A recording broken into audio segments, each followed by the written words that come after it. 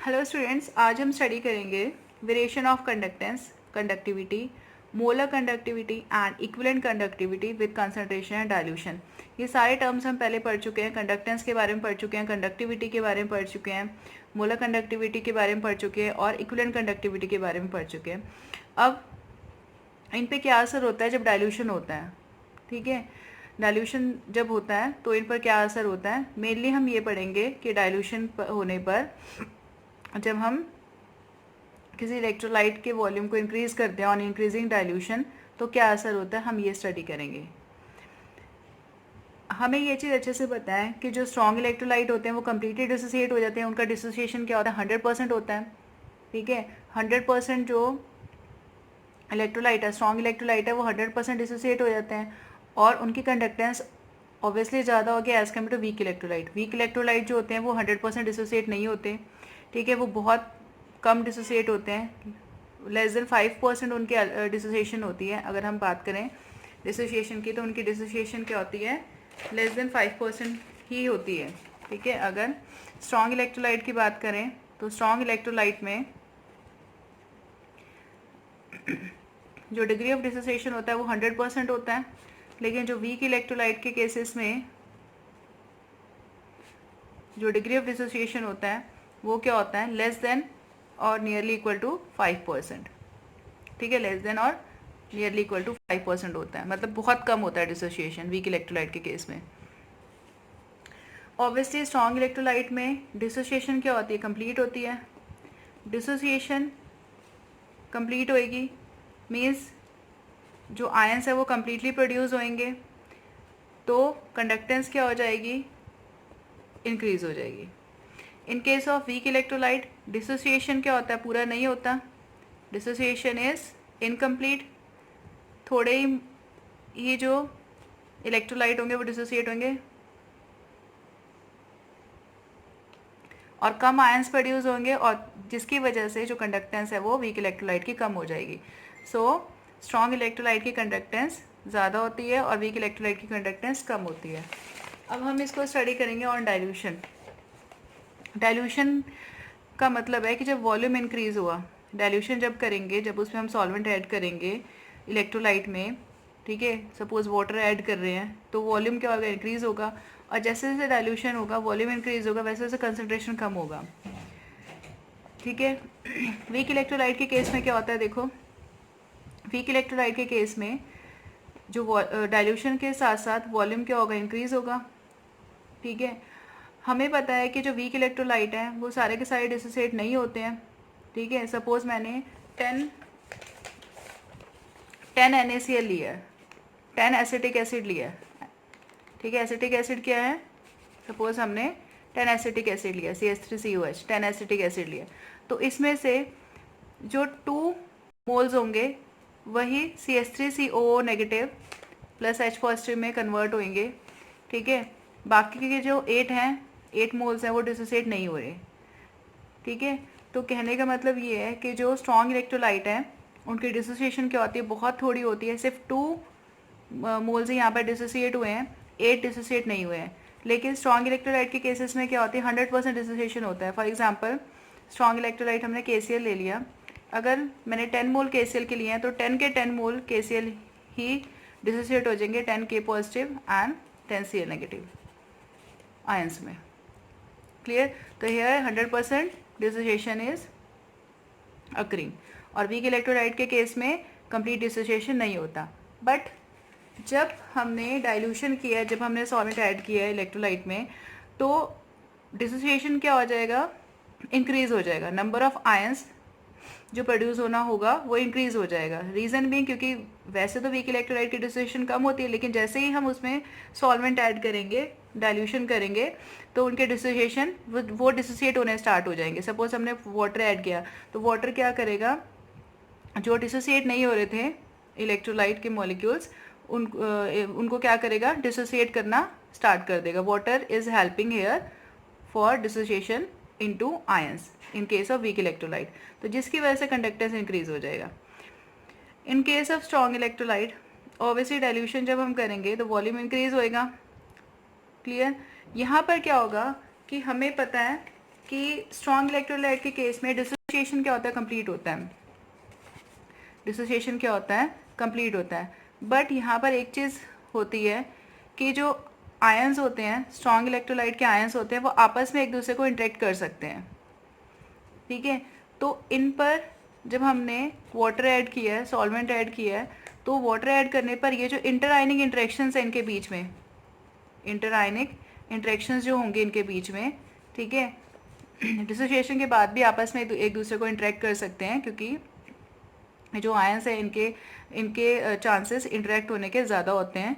तो ये जो इंटरेक्शंस हैं इन आयंस के बीच में, वाटर क्या करता है, इनको तोड़ता है, इनको ब्रेक करता है, ताकि ये ईजिली मूव कर सकें रिस्पेक्टिव इलेक्ट्रोड की तरफ।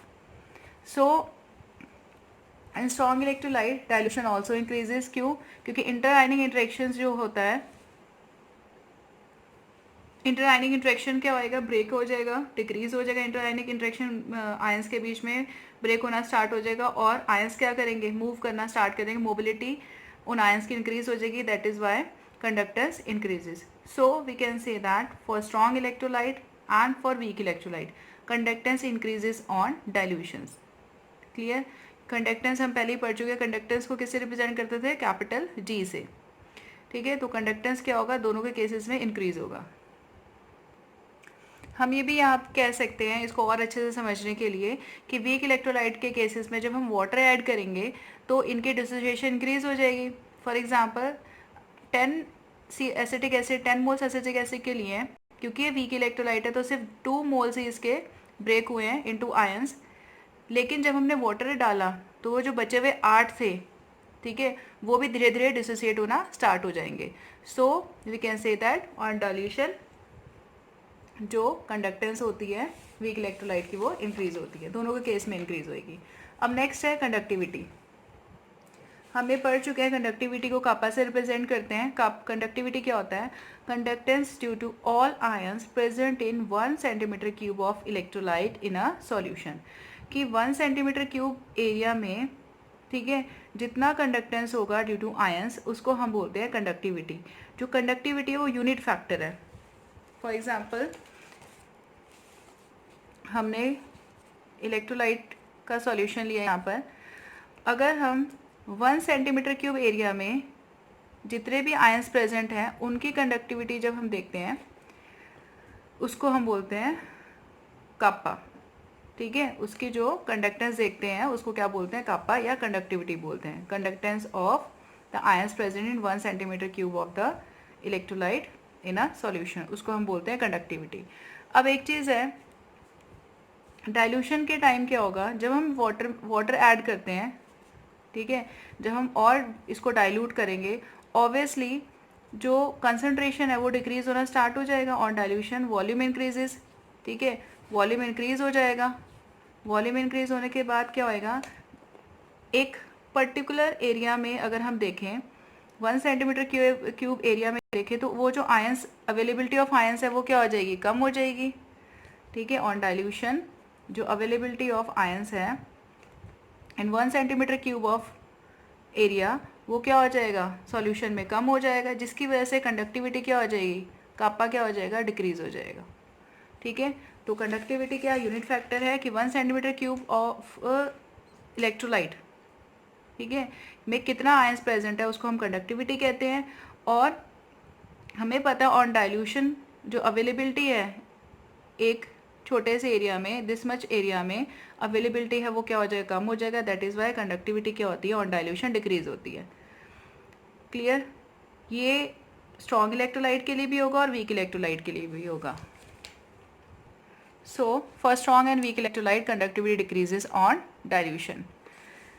नेक्स्ट है, थर्ड है molar conductivity and equivalent conductivity. Molar conductivity and equivalent conductivity भी हम कर चुके हैं। क्या फॉर्मूला था इनका, molar conductivity is equal to conductivity into 1000 upon molarity and equivalent conductivity is equal to conductivity into 1000 upon normality. एक चीज़ है कि जो मोलर कंडक्टिविटी है वो काप्पा पर भी डिपेंड कर रहा है और मोलर कंडक्टिविटी कंसंट्रेशन पर भी डिपेंड कर रहा है। मोलैरिटी क्या है, कंसंट्रेशन है, मोलैरिटी पर भी डिपेंड कर रहा है और नॉर्मेलिटी पर भी डिपेंड कर रहा है।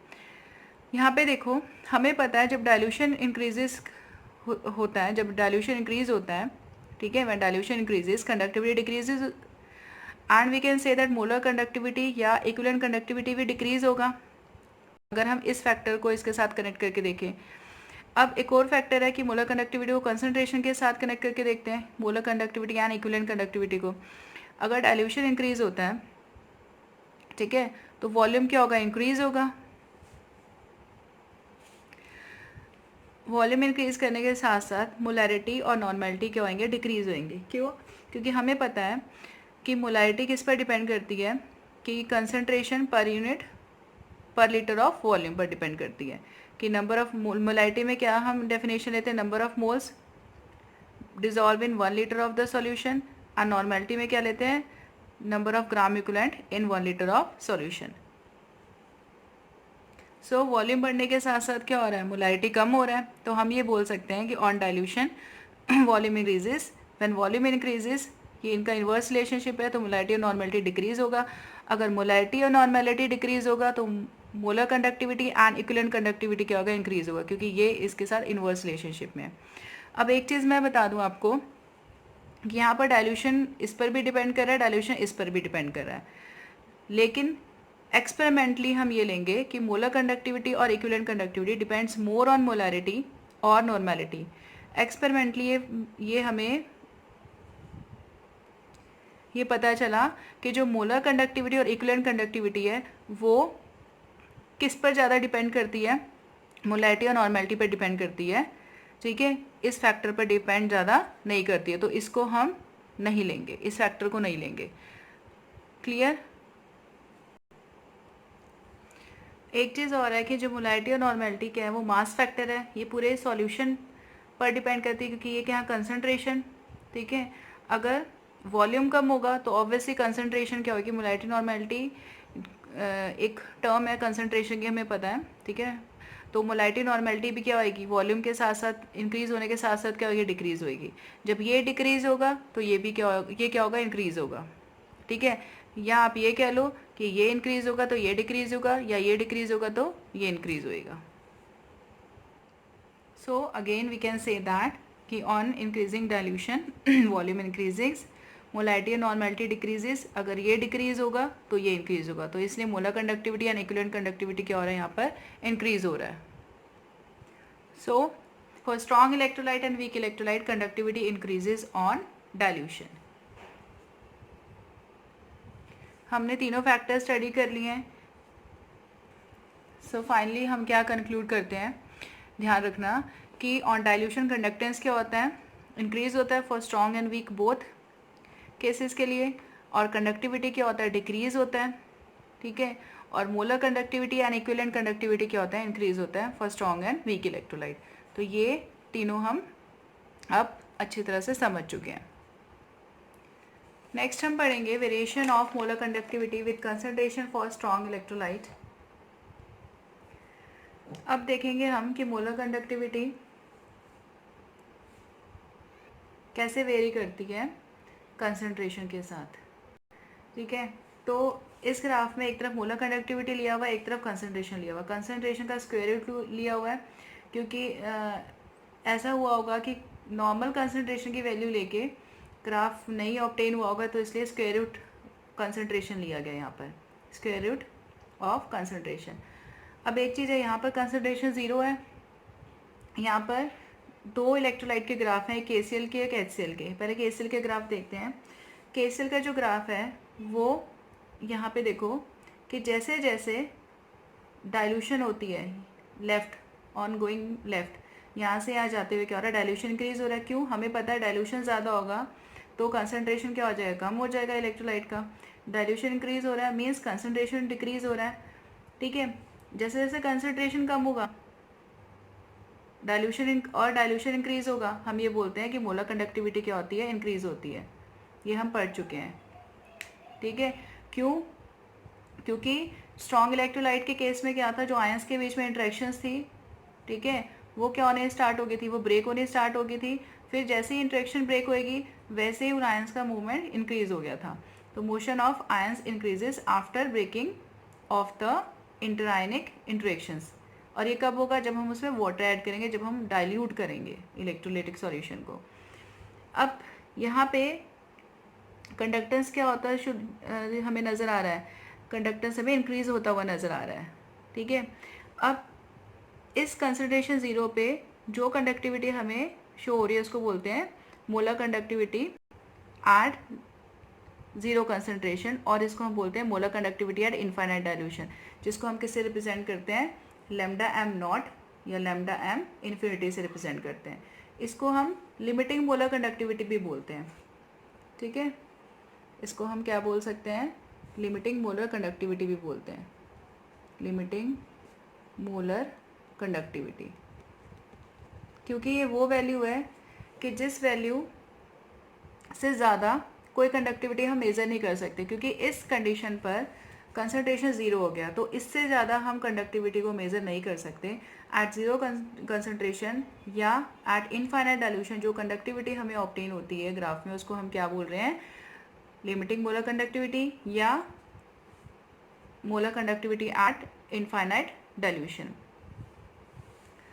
अब एक चीज़ देखो, सिमिलरली जो HCl का ग्राफ है वो भी क्या हो रहा है, इंक्रीज हो रहा है, बट जो HCl का ग्राफ है वो KCl से ऊपर है, यानी HCl की जो मोलर कंडक्टिविटी है वो KCl से ज़्यादा है। इसका रीज़न क्या है, इसका रीज़न ये है कि HCl और KCl के केस में क्या है, अनायंस तो सेम है, ठीक है, बट H इसमें कैटायन कौन सा है, H, और अनायन क्या है, यहाँ पर कैटायन क्या है, K पॉजिटिव, और यहाँ पर कैटायन क्या है, H positive.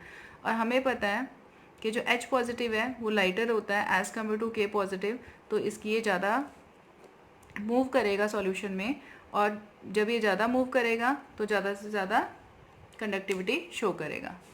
So that is why इसका ग्राफ ऊपर आ रहा है। So we can say that molar conductivity of HCl is greater than molar conductivity of KCl. Finally हम क्या कह सकते हैं कि molar conductivity increases on dilution for strong electrolyte, but small variation is observed. Increase हुआ है लेकिन बहुत ज़्यादा वेरिएशन नहीं शो हुई है, ठीक है, बहुत ज़्यादा वेरिएशन नहीं शो हुई है इन केस ऑफ स्ट्रॉन्ग इलेक्ट्रोलाइट इस ग्राफ में।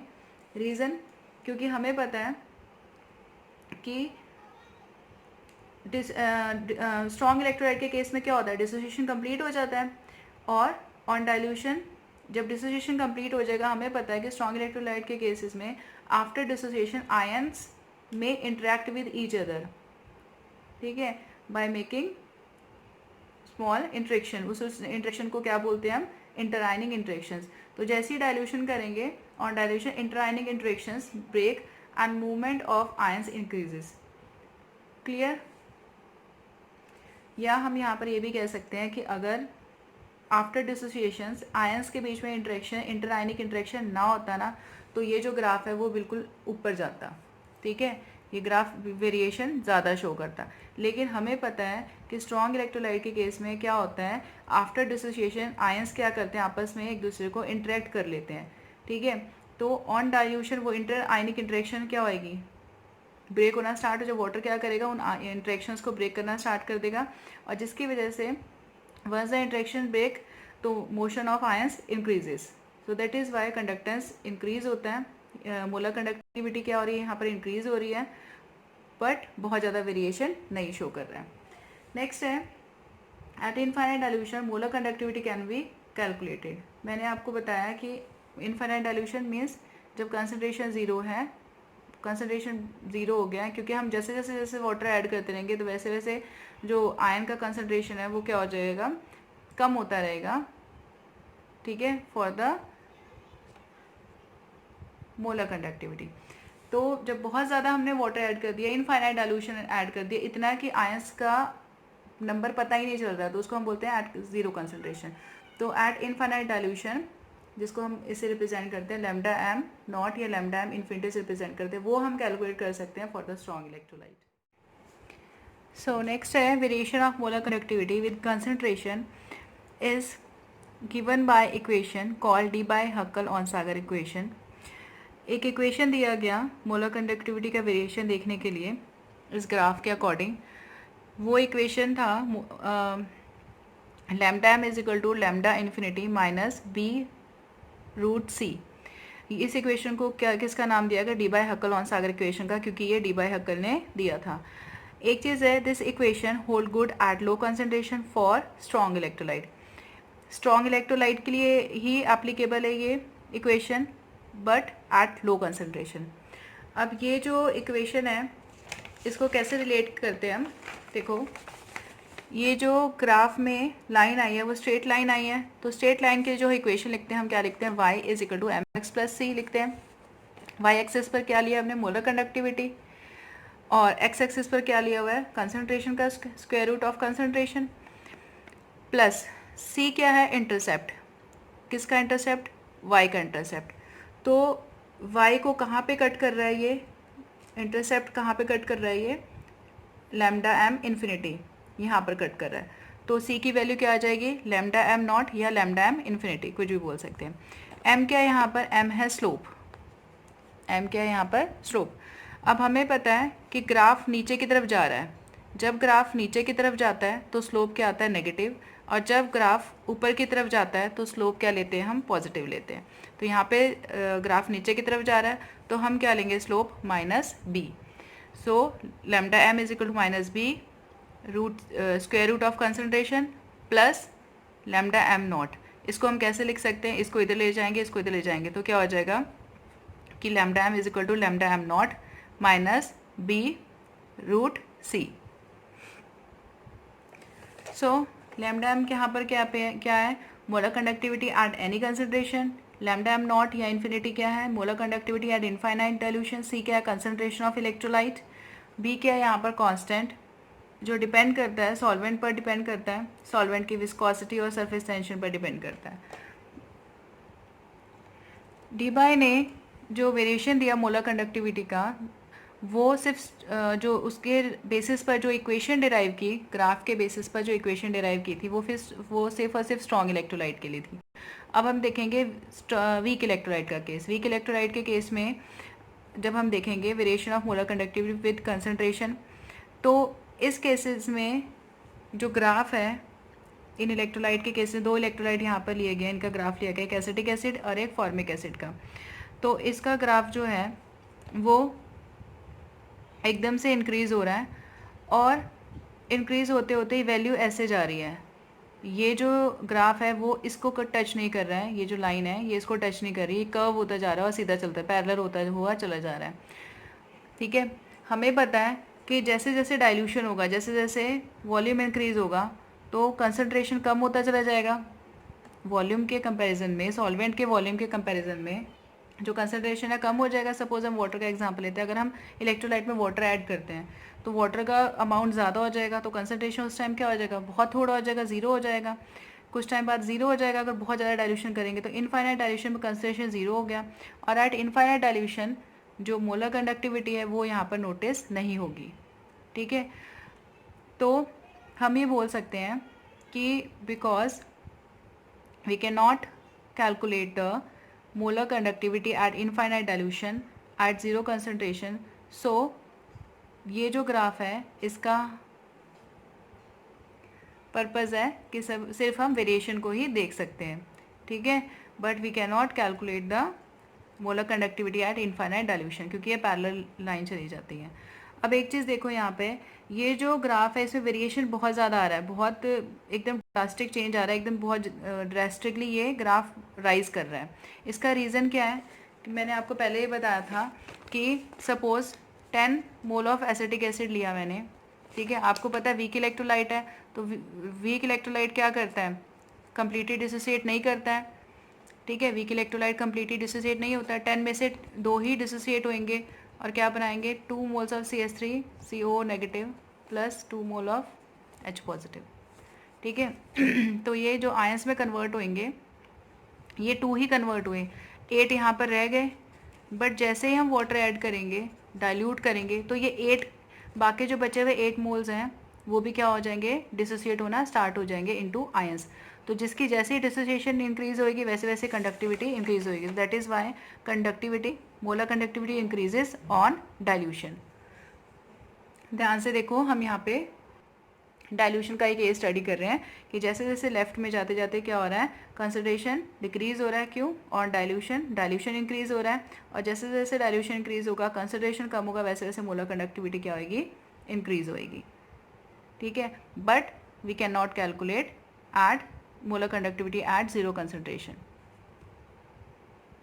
So weak electrolyte dissociates to a much lesser extent as compare to strong electrolyte, ये हमें पता है. So molar conductivity obviously weak electrolyte की कम होएगी स्ट्रॉन्ग इलेक्ट्रोलाइट से, बट वेरिएशन ज़्यादा शो करेगी on dilution as compare to strong electrolyte. Strong electrolyte variation कम शो कर रहा है, ठीक है, बट वीक इलेक्ट्रोलाइट ज़्यादा वेरिएशन शो करता है.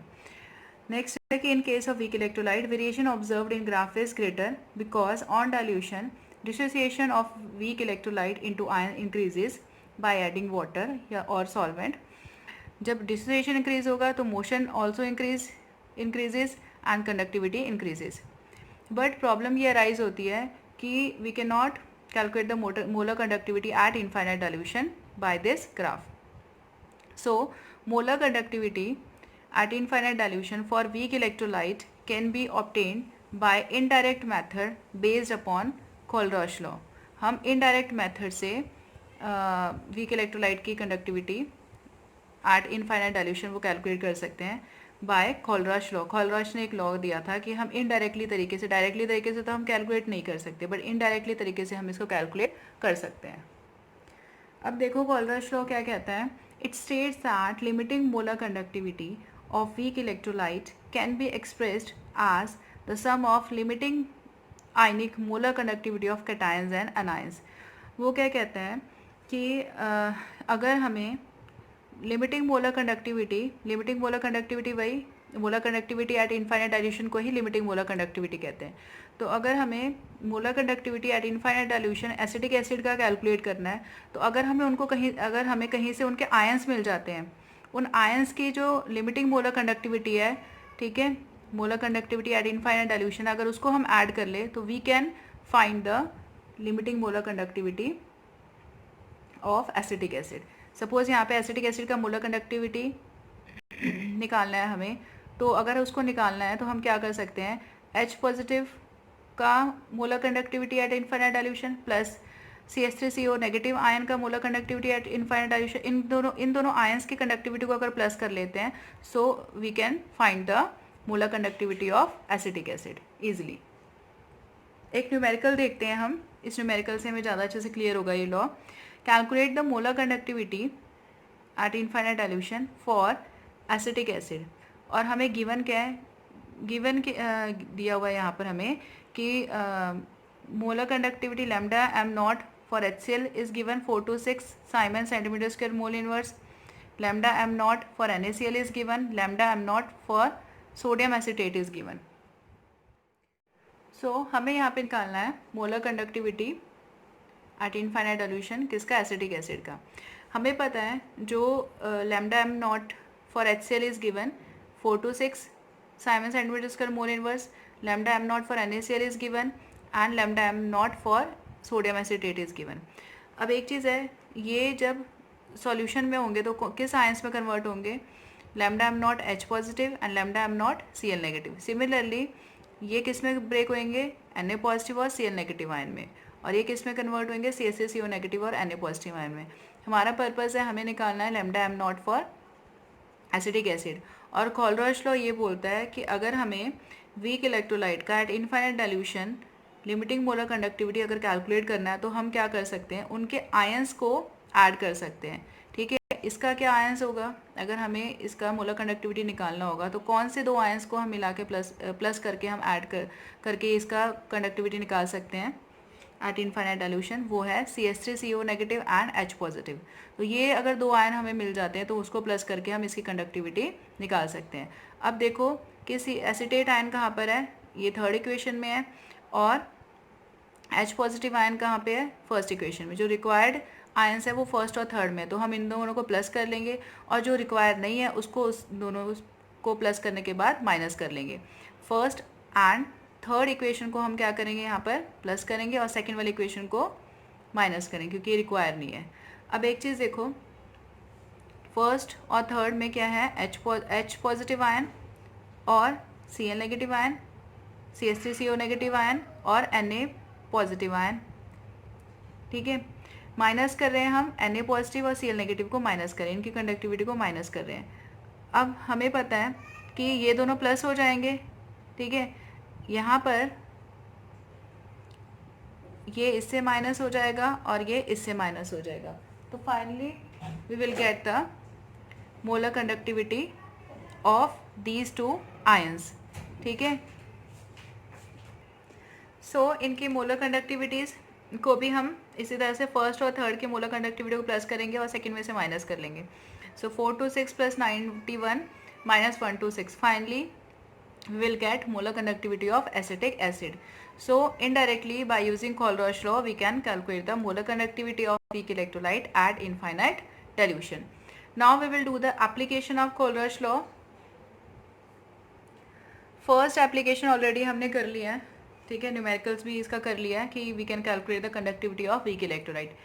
Second application is to calculate the degree of dissociation. Degree of dissociation हम कैलकुलेट कर सकते हैं। डिग्री ऑफ डिसोसिएशन को किससे रिप्रेजेंट करते हैं? अल्फा से रिप्रेजेंट करते हैं, और ये डिग्री ऑफ डिसोसिएशन किसका है? For weak electrolyte.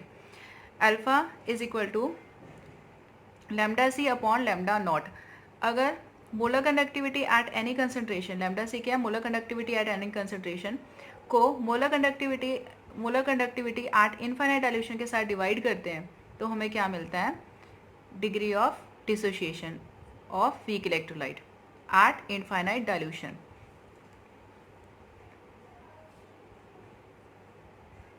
को हम कैसे कैलकुलेट कर सकते हैं?